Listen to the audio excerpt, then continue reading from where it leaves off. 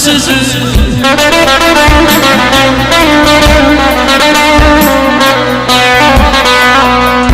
Əzab əziyyətlər böyütdüm sizi. Könlümdə gör neçə ağacım var, balalarım. Mənim hər zaman sizə ehtiyacım var.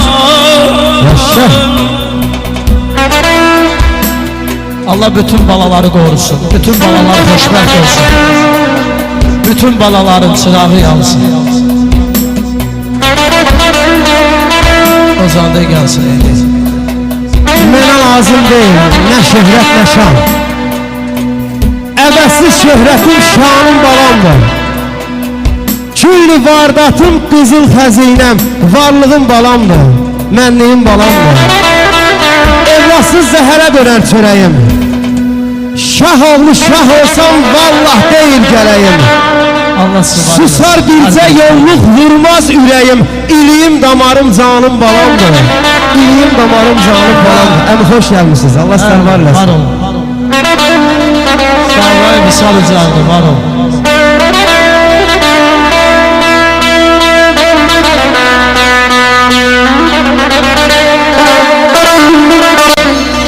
Bu ifade necə oxuyur? Sağ ol, ay İhsan.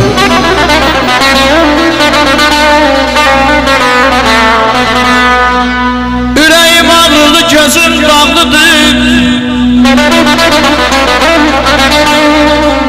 Könlüm çürüyəndə qəlbim ağrıdır. Mənim xoşbəxtliyim vallah sizə bağlıdır. Nə olsun şöhrətdən başka tacım var, balalarım. Benim her zaman size ihtiyacım var.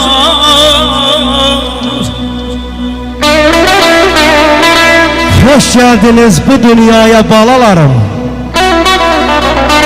Sevinclerim, şadlıklarım, belalarım. Siz geldiniz bilirsiniz neylədiniz.